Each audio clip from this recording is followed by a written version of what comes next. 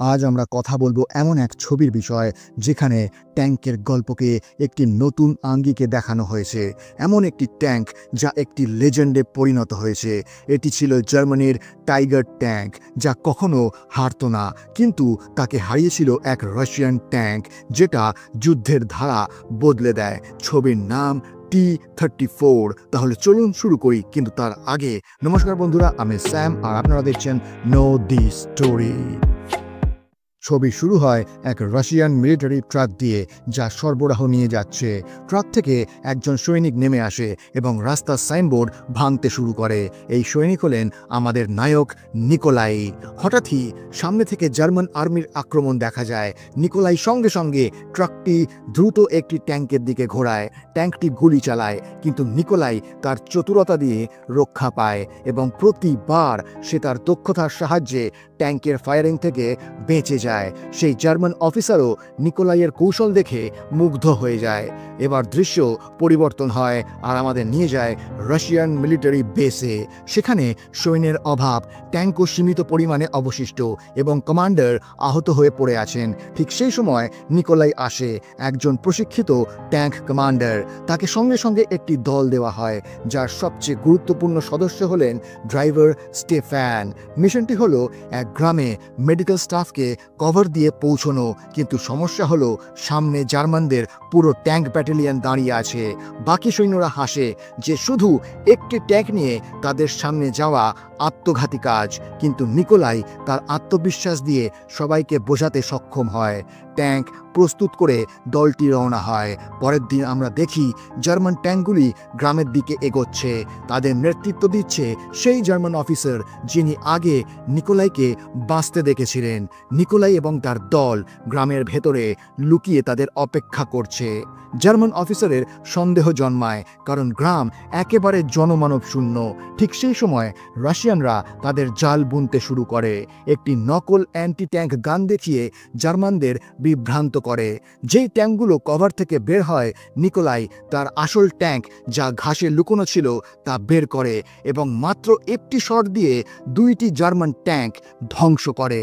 German officer সঙ্গে সঙ্গে প্রতিক্রিয়া দেখায়, কিন্তু তখন পর্যন্ত নিকোলাই আরেকটি ট্যাঙ্ক ধ্বংস করে ফেলেছে। জার্মানরা তাদের অবস্থান পরিবর্তন করে এবং পাল্টা আক্রমণ চালায়। নিকোলাইয়ের ট্যাঙ্কেও একটি শেল আঘাত করে, কিন্তু ক্ষতি বেশি হয় না। পরে নিকোলাই লুকিয়ে আরেকটি ট্যাঙ্ক ধ্বংস করে। জার্মানরা তাকে বের করার জন্য ঘরে আগুন ধরিয়ে দেয়। নিকোলাই তাদের পরিকল্পনা বুঝে যায়। সে ঘর থেকে বের হয় এবং সঙ্গে সঙ্গে আরেকটি জার্মান ট্যাঙ্ক ধ্বংস করে দেয়। তারপর নিজেকে আবার লুকিয়ে ফেলে, কিন্তু জার্মান অফিসারও লুকিয়ে নিকোলাইয়ের ট্যাঙ্কের দিকে ফায়ার করে। যখন একটি শেল সরাসরি ট্যাঙ্কের কাছে পড়ে, তখন তার টুকরো লেগে এক রাশিয়ান সৈন্য ঘটনাস্থলেই শহীদ হয়ে যায়। বাইরে দাঁড়ানো আরও অনেক সেনা নিহত হয়। জার্মান অফিসার জ্যাগার ভাবে এবার সব শেষ হয়ে গেছে, কিন্তু নিকোলাই এবং তার দল আবার নিজেদের সামলে নেয় এবং তাদের ট্যাঙ্ক চালু করে। জ্যাগার বিশ্বাসই করতে পারে না যে তারা এখনও জীবিত। সে আবার ফিরে আসে, কিন্তু তখন পর্যন্ত নিকোলাই আরও কিছু ট্যাঙ্ক ধ্বংস করে ফেলেছে। একটি জার্মান ট্যাঙ্ক নিকোলাইকে লক্ষ্য করে গুলি ছোড়ার আগেই একজন রাশিয়ান সৈন্য তার জীবন বাজি রেখে সেই ট্যাঙ্কের নলটাই ধ্বংস করে দেয়। এখন যুদ্ধের মাঠে শুধু একটি ট্যাঙ্ক বাকি ছিল, জ্যাগারের। নিকোলাই তার একটি মাত্র ট্যাঙ্ক দিয়ে জার্মানদের অনেকগুলো ট্যাঙ্ক ধ্বংস করে দিয়েছিল। এই কারণে জ্যাগারকে নিজে এবার সামনে আসতে হয়। দুজনেরই মধ্যে এখন সরাসরি লড়াই শুরু হয়। দুইটি ট্যাঙ্ক একসাথে গুলি চালায়। শেলগুলি মুখোমুখি আঘাত হানতে থাকে এবং দুপক্ষেরই ক্ষতি হয়। নিকোলাই তার ট্যাঙ্ক একটি ঘরের পেছনে লুকিয়ে জ্যাগারের অপেক্ষা করে, কিন্তু জ্যাগারও চতুর ছিল। সে সরাসরি রাস্তা দিয়ে না এসে পাশ থেকে ঘুরে আক্রমণ করে। তার গুলি সরাসরি নিকোলাইয়ের ট্যাঙ্কে লাগে। বেশ কষ্টের সাথে নিকোলাই তার বাকি শক্তি যোগায় এবং তার ট্যাঙ্কের নল জ্যাগারের দিকে ঘোরায়। দুইজন একসাথে রিলোড করে এবং আবার গুলি চালায়। কিছুক্ষণ পর সব শান্ত হয়ে যায়। নিকোলাই ট্যাঙ্ক থেকে বের হয়। ঠিক সেই সময় জ্যাগারও তার ট্যাঙ্ক থেকে বের হয়। তার মুখ পুড়ে গিয়েছিল, কিন্তু সে এখনও জীবিত ছিল। জ্যাগার সঙ্গে সঙ্গে নিকোলাইয়ের দিকে গুলি চালায়। নিকোলাই মাটিতে লুটিয়ে পড়ে আর জ্যাগারও অজ্ঞান হয়ে যায়। গল্প এখান থেকে 14 বছর এগিয়ে যায়। এক রাতে একটি ট্রেন জার্মান ক্যাম্পে থামে, যেখানে নতুন রাশিয়ান বন্দীদের আনা হচ্ছে। সেখানে একজন মেয়ে থাকে, অ্যানা, যিনি জার্মান অফিসারদের কথা রাশিয়ান ভাষায় অনুবাদ করছেন। জানা যায় যে তাদের সবাইকে একটি নতুন জেলে স্থানান্তর করা হচ্ছে। সব বন্দীকে মাটিতে হাঁটু মুড়ে বসতে বলা হয়, কিন্তু একজন মানুষ দাঁড়িয়েই থাকে। তাকে সবাই ট্যাঙ্কম্যান বলে, কিন্তু তার আসল নাম এবং র্যাঙ্ক কারো জানা নেই। সে আর কেউ নয়, স্বয়ং নিকোলাই। সে এতদিনে 7 বার জেল ভেঙে পালানোর চেষ্টা করেছে। জার্মান অফিসার তাকে হত্যা করতে চেষ্টা করে, কিন্তু নিকোলাইয়ের মুখে মৃত্যুর কোনো ভয় নেই। অ্যানা তাকে বলে, মাথা নত করো, কিন্তু সে অস্বীকার করে। অফিসার গুলি চালায়, কিন্তু তার বন্দুক আটকে যায়। রাগে সে নিকোলাইকে স্পেশাল সেলে বন্দি করে, কিন্তু টর্চারের পরও নিকোলাই কিছুই প্রকাশ করে না। ঠিক তখন জ্যাগারের প্রবেশ ঘটে। জ্যাগার যখন বন্দীদের রেকর্ড দেখেন, তখন সে একটি ছবি খুঁজে পান নিকোলাইয়ের। তার সঙ্গে সঙ্গে সেই দিনের কথা মনে পড়ে যায়, যখন নিকোলাই একটি মাত্র ট্যাঙ্ক দিয়ে তার পুরো ব্যাটালিয়ান ধ্বংস করেছিল। সে নিকোলাইয়ের সঙ্গে দেখা করতে আসে এবং অ্যানার মাধ্যমে কথা বলে। জ্যাগার নিকোলাইয়ের প্রশংসা করে এবং একটি ডিল অফার করে। যদি সে জার্মান ট্যাঙ্ক সৈন্যদের প্রশিক্ষণ দেয়, তবে তার জীবন বাঁচানো হবে। নিকোলাই তা অস্বীকার করে। তখন জ্যাগার এক রাশিয়ান বন্দির প্রাণ নেওয়ার হুমকি দেয়। বাধ্য হয়ে নিকোলাই রাজি হয়। পরের দিন সকালে কিছু বন্দী নির্বাচিত হয়। তাদের মধ্যে স্টেফান, অর্থাৎ নিকোলাইয়ের ট্যাঙ্কের ড্রাইভারও থাকে। যখন স্টেফান ও নিকোলাই সামনে আসে, দুজনের মুখে এক লুকোনো আনন্দ থাকে, কিন্তু সেটা প্রকাশ করতে পারে না। জ্যাগার সকলকে একটি পুরনো রাশিয়ান ট্যাঙ্ক দেখান, T-34। এটি সেই ট্যাঙ্ক যা একসময় জার্মান ট্যাঙ্কের জন্য সবচেয়ে বড় চিন্তার বিষয় হয়ে উঠেছিল। জ্যাগার বলে, 1 সপ্তাহের মধ্যে এই ট্যাঙ্কটি মেরামত করতে হবে এবং এরপর জার্মান সৈন্যদের সামনে একটি প্র্যাকটিস লড়াই লড়তে হবে। ট্যাঙ্কের ভেতরে এখনও পুরনো রাশিয়ান সৈন্যদের লাশ পড়েছিল। নিকোলাই এবং তার দল তাদের বাইরে বের করে ট্যাঙ্কটি পরিষ্কার করে। তারপর নিকোলাই চুপচাপ তার দলকে আরেকটি পরিকল্পনা জানায়। 1 সপ্তাহের মধ্যে আমরা এই T-34 ট্যাঙ্ককে জার্মানদের বিরুদ্ধে আমাদের আসল অস্ত্র বানাবো। জার্মানরা ট্যাঙ্ক এবং অস্ত্র তো দিয়ে দিয়েছিল, কিন্তু আসল গুলি ছিল না। তাদের পরিকল্পনা ছিল যে রাশিয়ান বন্দীদের কেবল প্রশিক্ষণের জন্য ব্যবহার করা হবে। কিন্তু নিকোলাই বুঝতে পারছিল যে যদি তারা বেঁচে থাকতে চায়, তবে এখান থেকে পালাতেই হবে, এবং সেটাও এই ট্যাঙ্কটির সাথে। নিকোলাই যখন ট্যাঙ্কের ভেতরে যায়, তখন দেখে যে রাশিয়ান সৈন্যদের লাশের সঙ্গে কিছু ট্যাঙ্ক শেল এবং হ্যান্ড গ্রেনেড রয়েছে।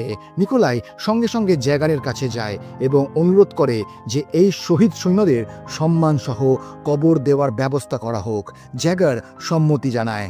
কবর দেওয়ার সময় নিকোলাই চুপচাপ তাদের কাপড়ের ভেতরে শেলগুলি লুকিয়ে দেয় এবং কবরের উপর একটি বিশেষ চিহ্ন তৈরি করে, যাতে মনে রাখা যায় এগুলো কোথায় লুকোনো রয়েছে। ট্যাঙ্ক মেরামতের কাজ শুরু হয়। নিকোলাই তার দলকে একটি মানচিত্র দেখায়। সীমানা মাত্র 6 ঘন্টা দূরত্বে। তাদের কাছে কেবল 6টি শেল এবং 30 কিলোমিটারের জ্বালানি থাকবে। ঝুঁকি অনেক বড় ছিল, কিন্তু এটাই তাদের একমাত্র আশা। দিন রাতের পরিশ্রমের পর ট্যাঙ্ক মেরামত হয়ে যায় এবং টেস্টের জন্য চালানো হয়। তখন জ্যাগার মুগ্ধ হয়ে যায়। সে বিশ্বাস করে যে এই ট্যাঙ্ক তাদের জন্য কার্যকর হবে। এবার পরিকল্পনা শুরু হয়। সবচেয়ে আগে তারা সৈন্যদের কবর থেকে লুকোনো শেল বের করে এবং ট্যাঙ্কে ভর্তি করে। জার্মানরা আন্দাজও করতে পারে না যে রাশিয়ানদের কাছে আসল অস্ত্র আছে। প্রশিক্ষণের সময় 3টি জার্মান ট্যাঙ্ক তাদের খুঁজতে বের হয়। রাশিয়ানরা তাদের ট্যাঙ্ক ধোঁয়া দিয়ে লুকিয়ে ফেলে এবং তারপর হঠাৎ আক্রমণ করে প্রথম জার্মান ট্যাঙ্কটি ধ্বংস করে দেয়। জ্যাগার এবং জার্মান অফিসাররা টাওয়ার থেকে এই সব দেখছিলেন। তারা বিস্মিত হয়ে যায় যে তাদের কাছে গুলি কোথা থেকে এলো। অ্যানা, সেই রাশিয়ান ট্রান্সলেটর, অন্যদিকে ডুপ্লিকেট চাবি দিয়ে ড্রয়ার খুলে একটি মানচিত্র চুরি করে সেখান থেকে বেরিয়ে যায়। এবার মাঠে নিকোলাই হঠাৎ জার্মান ট্যাঙ্কগুলির ওপর হামলা চালায়। একটি টাওয়ারকেও ধ্বংস করে দেয়, যেখান থেকে জ্যাগার দেখছিল। কিন্তু জ্যাগার সময় মতো বেঁচে যায়। জেলখানায় বিশৃঙ্খলা সৃষ্টি হয়ে যায়। নিকোলাই এবং তার দল ট্যাঙ্ক নিয়ে মেন গেট ভেঙে দেয় এবং পথে জার্মান সৈন্যদের পিষে দিয়ে এগিয়ে যায়। মেশিনগান এবং গ্রেনেডও তাদের ট্যাঙ্কে থামাতে পারে না। অনেক কষ্টের পর তারা অবশেষে জেল থেকে বের হয়ে যায়। জ্যাগার তাদের আটকাতে পারে না। অন্যদিকে অ্যানা একটি বাস স্টপে অপেক্ষা করছে। তখন দূর থেকে একটি রাশিয়ান T-34 ট্যাঙ্ক দেখা যায়। এটি দেখে তার মুখে হাসি ফুটে ওঠে। নিকোলাই তার কাছে থামে। অ্যানার হাতে সেই চুরি করা মানচিত্র থাকে। জ্যাগার জেলখানায় সঙ্গে সঙ্গে জরুরি অবস্থা ঘোষণা করে দেয়। 50 কিলোমিটার ব্যাসার্ধে জার্মান বাহিনী ব্লক বসায় এবং সমস্ত সৈন্যকে নির্দেশ দেয় নিকোলাই এবং তার T-34 ট্যাঙ্ক যেন কোনো অবস্থাতেই বাঁচতে না পারে। এবং এখান থেকে শুরু হয় আসল খেলা। ট্যাঙ্কের জ্বালানি খুব কম ছিল, কিন্তু 20 কিলোমিটার দূরে একটি ছোট শহর ছিল যেখান থেকে জ্বালানি এবং সরঞ্জাম সংগ্রহ করা যেতে পারে। সবাই সেই দিকে এগোতে শুরু করে। যখন তারা শহরে পৌঁছয় তখন স্থানীয়রা ট্যাঙ্ক দেখে ভয় পেয়ে পালাতে শুরু করে। পুলিশ ভয়ে আত্মসমর্পণ করে। রাশিয়ানরা তাদের কাছ থেকে অস্ত্র, কিছু খাবার, জ্বালানি এবং নতুন কাপড় নিয়ে এগিয়ে যায়। তখন হঠাৎ একটি বুলেট তাদের ট্যাঙ্কের পাশ দিয়ে চলে যায়। আসলে জার্মানরা অ্যান্টি ট্যাঙ্ক গান বসিয়ে হাইওয়ে ব্লক করে রেখেছিল। তাদের উপর হামলা হয়, কিন্তু নিকোলাই ট্যাঙ্ক ঘুরিয়ে তার দলকে জঙ্গলের পথে নিয়ে যায়। এদিকে ক্যাম্পে জ্যাগার খবর পায় যে রাশিয়ানদের অবস্থান জানা গেছে। জ্যাগার তার দল নিয়ে তাদের আটকানোর জন্য জাল বিছোয়। জঙ্গলের পথে চলতে চলতে সবাই ক্লান্ত হয়ে যায়। সামনে একটি পাহাড় আসে। তার অন্য পাশে চেকোস্লোভাকিয়ার সেনারা ছিল, যারা রাশিয়ানদের সাথে ছিল এবং নাৎসিদের বিরুদ্ধে লড়াই করছিল। নিকোলাই সিদ্ধান্ত নেয় যে রাতে এই পাহাড়ের পেছনে ক্যাম্প গঠন করা হবে। সবাই সেখানে থাকে, কিন্তু জ্যাগার ট্যাঙ্কের চিহ্ন পেয়ে যায়। সে বুঝতে পারে যে নিকোলাই চেকোস্লোভাকিয়ার দিকে যাচ্ছে। নিকোলাই তার দলকে পরিকল্পনা বোঝায়। সীমান্ত মাত্র 50 কিলোমিটার দূরে ছিল। তার পরিকল্পনা ছিল ট্যাঙ্কটিকে জলে ডুবিয়ে দিয়ে সবাই আলাদা আলাদা করে যাত্রা করা, যাতে শত্রু বিভ্রান্ত হয়। কিন্তু কেউই নিকোলাইকে ছেড়ে যেতে চায় না। সবাই একসাথে থাকার সিদ্ধান্ত নেয়। সেই রাতে নিকোলাই এবং অ্যানা একে অপরের কাছাকাছি আসে, কিন্তু ঠিক তখনই নিকোলাই একটি শব্দ শোনে। জ্যাগার তার ট্যাঙ্ক নিয়ে আশেপাশে এসে পৌঁছেছে। নিকোলাই বুঝতে পারে যে তাদের ঘেরাও করা হয়েছে। এখন শুধুমাত্র অন্ধকারে এগোবারই সুযোগ ছিল। সকালবেলায় তারা একটি ছোট শহরে পৌঁছয়। চারিদিকে নিস্তব্ধতা। নিকোলাই বুঝতে পারে এটি একটি জাল। জ্যাগার তার ট্যাঙ্ক ঘাসের মধ্যে লুকিয়ে রেখেছিল। হঠাৎ ফায়ারিং শুরু হয়। বুলেট ট্যাঙ্কে ছুঁয়েই চলে যায়। নিকোলাই তৎক্ষণাৎ তার ট্যাঙ্ক একটি গলিতে ঢুকিয়ে দেয়, কিন্তু ধীরে ধীরে জার্মান ট্যাঙ্কগুলি 3 পাশে ঘেরাও করে। পরিস্থিতি অনেকটা কঠিন হয়ে যায়। নিকোলাই হিসেব করে যে যদি 30 কিলোমিটার প্রতি ঘন্টার গতিতে ট্যাঙ্ক চালানো হয়, তাহলে তাদের কাছে জার্মানদের বিভ্রান্ত করার জন্য মাত্র 10 সেকেন্ড সময় থাকবে। কিন্তু এর জন্য একজনকে নিজের জীবন দিতে হবে। দলের এক সৈন্য ভাউচুক এগিয়ে আসে। সে আনন্দের সঙ্গে নিজের ত্যাগ দিতে প্রস্তুত। নিকোলাই তাকে একটি গ্রেনেড দেয় এবং পরিকল্পনা বোঝায়। রাতের কারণে জার্মান ট্যাঙ্কের হ্যাচ খোলা থাকে। ভাউচুক চুপচাপ একটি শত্রু ট্যাঙ্কের কাছে পৌঁছয়। সেখানে একটি জার্মান অফিসার দাঁড়িয়েছিল। দুজনের মধ্যে হাতাহাতি হয়, কিন্তু ভাউচুক তার গ্রেনেড ট্যাঙ্কের ভেতরে ফেলে দেয়। ট্যাঙ্কের ভেতরে গ্রেনেড ফাটার সঙ্গে সঙ্গে একটি প্রচণ্ড বিস্ফোরণ ঘটে। ভিতরে থাকা সকল জার্মান সৈন্য মারা যায় এবং সাথে আমাদের সৈন্য ভাউচুকও নিজের ত্যাগ স্বীকার করে। সেই বিস্ফোরণের শব্দ শুনে বাকি ট্যাঙ্কগুলো সঙ্গে সঙ্গে এগিয়ে যায়। যেই মুহূর্তে তারা দেয়াল ভেঙে এগোতে শুরু করে, সামনে জ্যাগারের টাইবার ট্যাঙ্ক দাঁড়িয়ে থাকে। 2 পাশ থেকে ফায়ারিং শুরু হয়। গুলি একে অপরের ট্যাঙ্কে স্পর্শ করেই চলে যায়। নিকোলাই তার ট্যাঙ্কে একটি সংকীর্ণ গলিতে ঢুকিয়ে দেয়, কিন্তু সামনে তাদের একটি প্যান্থার ট্যাঙ্ক দেখা যায়। এবার 2 ট্যাঙ্কের নল একে অপরের দিকে সরাসরি মুখ করে থাকে, কিন্তু নিকোলাই দ্রুত পয়েন্ট ব্ল্যাঙ্ক রেঞ্জ থেকে ফায়ার করে এবং সেই ট্যাঙ্ক ধ্বংস হয়ে যায়। এবার যুদ্ধে কেবল 2টি ট্যাঙ্ক বাকি থাকে, একটি নিকোলাইয়ের আর অন্যটি জ্যাগারের। 2 পক্ষই বুঝতে পারে যে এটি শেষ লড়াই। ফায়ারিং শুরু হয়, গুলি ধাক্কা খায় এবং জ্যাগারের ট্যাঙ্কের ওপরের অংশ উড়ে যায়। 2টি ট্যাঙ্ক একে অপরের মুখোমুখি দাঁড়ায়। জ্যাগার প্রথমে ফায়ার করে, কিন্তু নিকোলাইয়ের ট্যাঙ্ক শেষ মুহূর্তে নিজের অ্যাঙ্গেল পরিবর্তন করে। গুলি সঠিক স্থানে লাগে না। নিকোলাই তখন কাউন্টার অ্যাটাক করে এবং জ্যাগারের ট্যাঙ্কের চাকার চেন ভেঙে দেয়। জ্যাগারের ট্যাঙ্ক নিয়ন্ত্রণ হারায় এবং সেতুর ধারে ঝুলে যায়। জ্যাগার আহত অবস্থায় বাইরে আসে। নিকোলাইও তার বন্দুক নিয়ে সামনে আসে। জ্যাগার তাকে বলে, আমাকে গুলি করো, কিন্তু নিকোলাই গুলি করে না, কারণ সে জ্যাগারের মতো খুনি নয়। জ্যাগার তার পরাজয় মেনে নেয়। দুজনেই হাত মেলায়। জ্যাগার স্বীকার করে নেয় যে নিকোলাই কেবল একজন সৈন্য নয়, একজন সত্যিকারের নেতা। আর ঠিক তখনই তার ট্যাঙ্ক নিচে পড়তে শুরু করে এবং তার সাথে জ্যাগারও নিচে পড়ে যায়। সব কিছু শেষ হওয়ার পর নিকোলাই এবং তার দল বর্ডারের দিকে এগোতে থাকে। অ্যানা সেখানে তাদের অপেক্ষা করছে। সূর্যের আলোতে 3 জন সৈন্য ফিরে আসে। অ্যানা দৌড়ে নিকোলাইকে আলিঙ্গন করে। বাকিরাও আনন্দে নাচতে থাকে এবং এখানেই এই ছবির সমাপ্তি। তো বন্ধুরা, যদি এই গল্পটা আপনাদের ভালো লেগে থাকে তাহলে ভিডিওটি লাইক করুন, আপনাদের বন্ধুদের সঙ্গে শেয়ার করুন, আর এরকমই আরও সিনেমার গল্প শোনার জন্য আমাদের চ্যানেল নো দি স্টোরি বেঙ্গলিকে সাবস্ক্রাইব করতে ভুলবেন না। আপনাদের একটা সাবস্ক্রিপশন আমাদের নতুন নতুন গল্প শোনাতে উৎসাহ দেয়।